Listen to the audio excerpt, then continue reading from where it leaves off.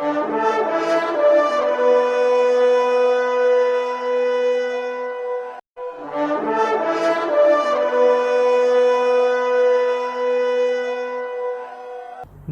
दोस्तों, मैं हूं शशांक साशा और स्वागत है आप सभी का आपके अपने YouTube चैनल पर जिसका नाम है इतिहासकार। दोस्तों, आज हम बात करने वाले हैं सिकंदर लोदी के छोटे बेटे इब्राहिम लोदी के बारे में, जिसने सिकंदर की मौत के बाद दिल्ली की सत्ता यानी लोदी साम्राज्य को संभाला।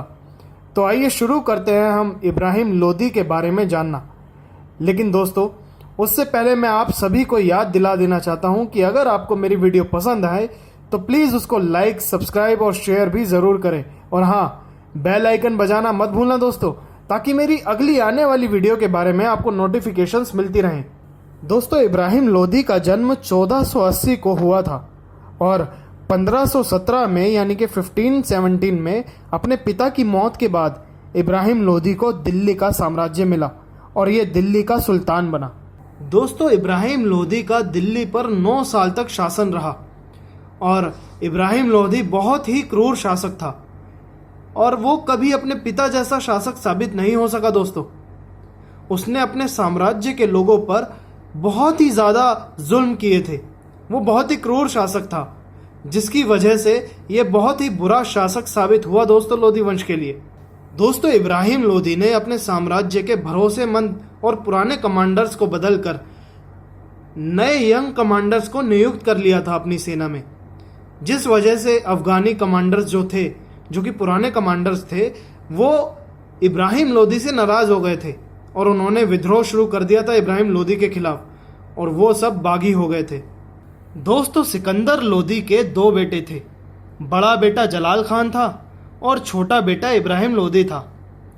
सिकंदर लोदी की मौत के बाद दोनों भाइयों में विवाद शुरू हो गया था कि गद्दी पर कौन बैठेगा।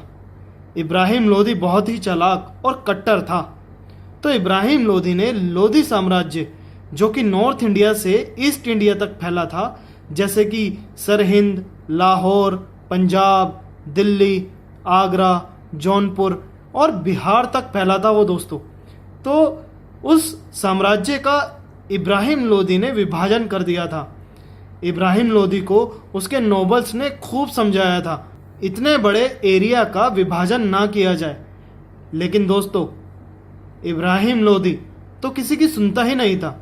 तो उसने साम्राज्य का विभाजन करके जौनपुर की गद्दी अपने बड़े भाई जलाल खान को दे दी। दोस्तों, कुछ समय बाद जलाल खान ने जौनपुर में अय्याशी और गलत काम शुरू कर दिए, जिसकी वजह से जौनपुर का शासन बहुत ख़राब हो गया। और जब ये बात इब्राहिम लोदी को पता चली तो उसने जौनपुर पर आक्रमण करके अपने बड़े भाई को बंदी बना लिया और साथ ही उसके साथ के सभी लोगों को बंदी बना लिया और उनको कैद खाने में डाल दिया, जहां उनका खाना पानी बंद कर दिया गया दोस्तों। और कुछ समय बाद इब्राहिम लोदी ने अपने बड़े भाई जलाल खान को जहर देकर मार डाला।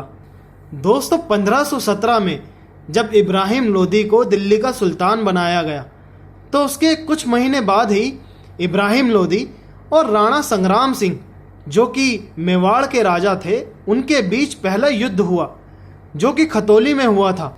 इस युद्ध में इब्राहिम लोदी बहुत बुरी तरह हार गया था और खतौली के आसपास का क्षेत्र उसको गंवाना पड़ा। राणा संग्राम सिंह ने उस पर कब्जा कर लिया था दोस्तों।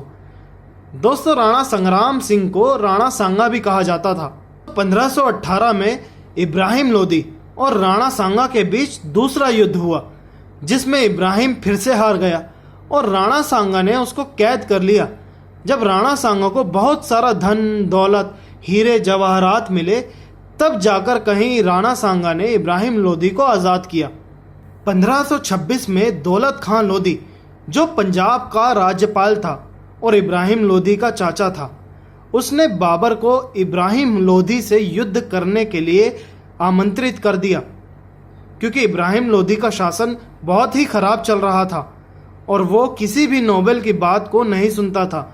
तो दौलत खां लोदी ने बगावत कर दी इब्राहिम लोदी से और बाबर को युद्ध के लिए आमंत्रित किया। दोस्तों, 21 अप्रैल 1526 इब्राहिम लोदी और बाबर के बीच पानीपत हरियाणा में युद्ध हुआ उस वक्त इब्राहिम लोदी के पास 1 लाख सैनिकों से ऊपर की फौज थी और बाबर के पास सिर्फ 20,000 सैनिकों की फौज थी। लेकिन फिर भी बाबर युद्ध जीत गया। दोस्तों, बाबर के युद्ध जीतने और इब्राहिम लोदी के हारने के पीछे कई कारण थे, जिसमें से पहला कारण तो ये था कि बाबर के पास वेल ट्रेंड आर्मी थी, यानी कि बाबर की जो फौज थी वो बहुत ही अच्छे से ट्रेंड हुई थी। और जहाँ तक इब्राहिम लोदी की फौज की बात है, वो बहुत ही घटिया और अनट्रेंड थी। दोस्तों, बाबर के पास छोटे हथियार थे जो कि दूर तक वार करने में सक्षम थे। मतलब कह सकते हैं कि बाबर के पास उस वक्त के मॉडर्न हथियार थे दोस्तों। और इब्राहिम लोदी के पास 300 हाथियों की फौज थी, लेकिन फिर भी वो बाबर की सेना का सामना नहीं कर पाई, क्योंकि बाबर के पास उस वक्त मॉडर्न हथियार थे। दोस्तों, बाबर के पास एक अच्छी युद्ध नीति थी दोस्तों, लेकिन इब्राहिम लोदी के पास कोई भी अच्छी युद्ध नीति ही नहीं थी, जिस वजह से उसको हार का सामना करना पड़ा। आप सब ये जानकर हैरान रह जाओगे कि बाबर ने उस वक्त गन पाउडर यानी कि बारूद और तोपों का इस्तेमाल किया था इब्राहिम लोदी से युद्ध करने के लिए, जिसकी वजह से इब्राहिम लोदी को हार का सामना करना पड़ा और युद्ध के दौरान ही इब्राहिम लोदी की भी मौत हो गई। और इसी के साथ 21 अप्रैल 1526 को लोदी वंश और लोदी साम्राज्य की समाप्ति हुई। तो दोस्तों, कहा जाता है कि इब्राहिम लोदी की गलत शासन व्यवस्था और क्रूरता ही उसको ले डूबी। वो कितना क्रूर था इस बात का तो इसी से पता चलता है कि उसने अपने साम्राज्य में यह आदेश दिया हुआ था कि जब इब्राहिम लोदी अपनी सभा में आएगा तो हर शख्स दोनों हाथ जोड़कर खड़ा होकर उसका स्वागत करेगा। लेकिन एक दिन बहुत बूढ़े नोबेल जो उनकी सभा में थे, बूढ़े शरीर की वजह से वो खड़े नहीं हो पाए, तो इब्राहिम लोदी ने उन्हें कारागार में डाल दिया और उनको सजा दी। उनका खाना पीना बंद कर दिया गया दोस्तों, जहां उनकी मौत हो गई। तो दोस्तों, ये था इब्राहिम लोदी का पूरा जीवन और उससे जुड़ी कुछ अनसुनी बातें। अगली बार हम बात करेंगे बाबर के बारे में, जिसने मुगल साम्राज्य की नींव रखी। दोस्तों, अगर आपको मेरा ये वीडियो पसंद आया हो तो प्लीज़ इसको लाइक, सब्सक्राइब, शेयर और कमेंट भी ज़रूर करें।